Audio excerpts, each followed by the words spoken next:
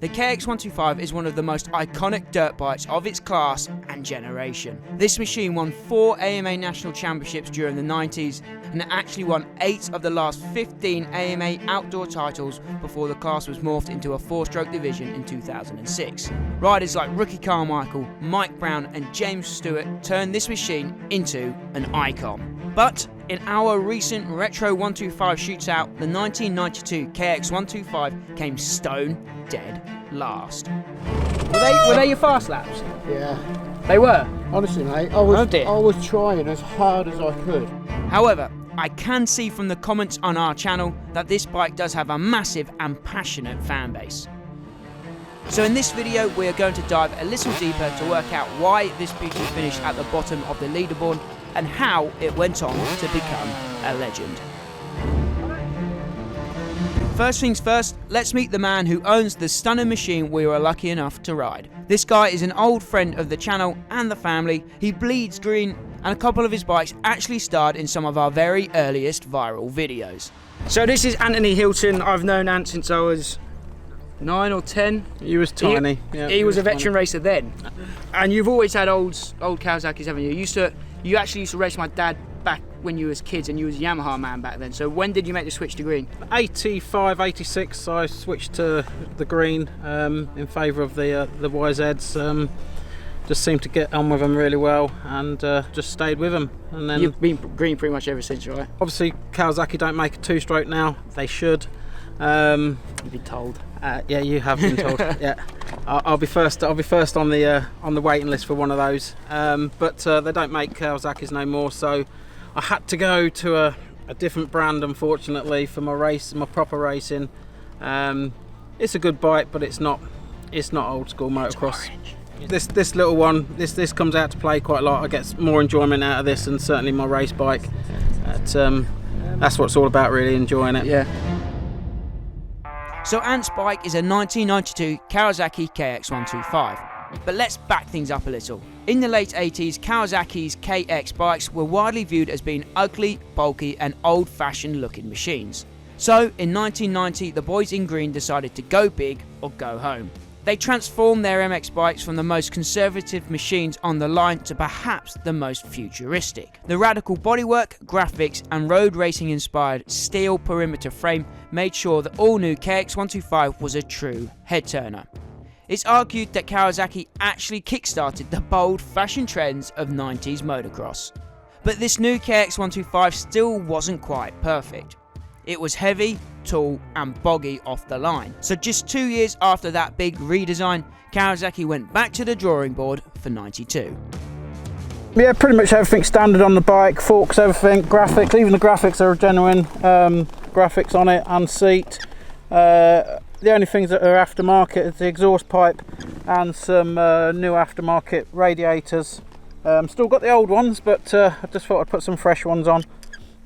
Well, I was reading up about the bike last night, and the 92 KX was like a big update from the previous 2 years. I read up the 90 was a massive update, and no one really liked it. Yeah. So then only 2 years later, they did another big update, and this was that. It's meant to be a lot smaller than the previous model, but still the biggest, tallest, longest in the class. It was a lot slimmer. I still remember riding my 1990 back in the day. I know there's not many things I remember, but I can remember that. And when I first got this, I did notice a little bit of difference from it, but obviously you adjust quite quickly. Okay, so here we are on board the 92 KX125. Now the 92. Oh, I'm not stopping this. God, Jesus Christ. The 92 Kawasaki experienced a big update over the previous years. Only 2 years after the 1990 update, so Kawasaki were not happy with their platform in the early 90s. Oh man.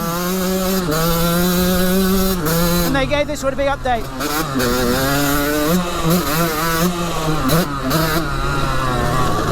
But I'll tell you what, this is a strange bike, man.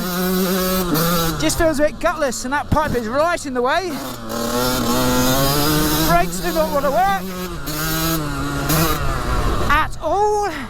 You see me overshoot a few corners already.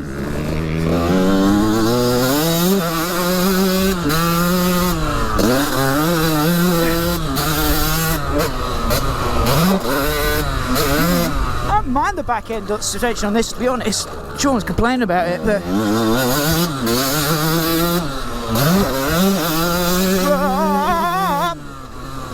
oh, forgot myself there.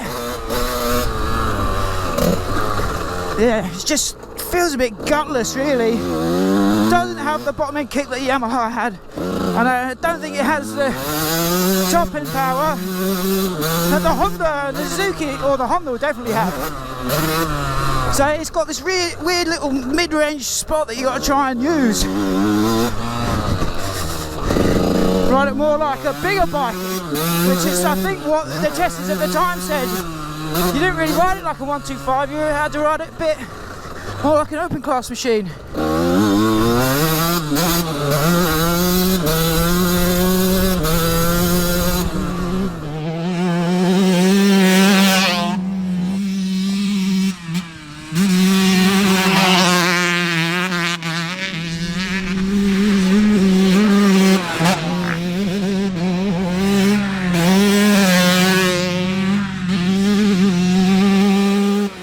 So as I said in my talking ride, Kawasaki made some big changes for 1992. This was their first renovation of the perimeter frame machine. The aim was to make it smaller, more lightweight and easier to manoeuvre in the tight sections. But despite these efforts, the KX was still the biggest and tallest in the class of 92. Team Green also went to work on the motor to try and broaden the punchy yet narrow power band. But as we heard from my onboard review, I still found the 92 KX to have a narrow band of usable power. I thought the KYB suspension both front and back was plenty good enough for the time, but the brakes were disappointing, especially compared to the older machines we were riding on the day as well. Overall, the KX was an enjoyable bike to ride, and the testers from the 90s believed that this could be a race-winning machine for most people below the pro level. So why did it finish last in our shootout? Well, I think a lot of it has to do with how Anthony has his bike set up. Our main tester for the day, Sean, did the fast laps and he struggled to get comfortable on the KX. But I think the fact that the KX is bigger, sturdier and less agile than the other bikes on test really did hold it back around our tight little test track. Plus, the subpar braking meant that corner entry speed wasn't exactly phenomenal. The motor was decent mid to top, but just not as fierce as the Honda or even the Suzuki. All of that combined together meant that the KX, which was the most modern bike on the lineup, was defeated by its older competition. How then did this machine go on to become a legend of motocross?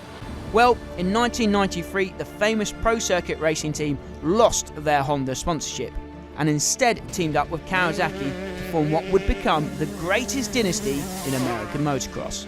With Mitch Payton now on board Team Green, the KX125 soon became a class leader stateside. Countless motocross and supercross championships followed, and for fans of my generation, the KX125 became the definition of cool, and without doubt, one of the most iconic motocross machines of all time.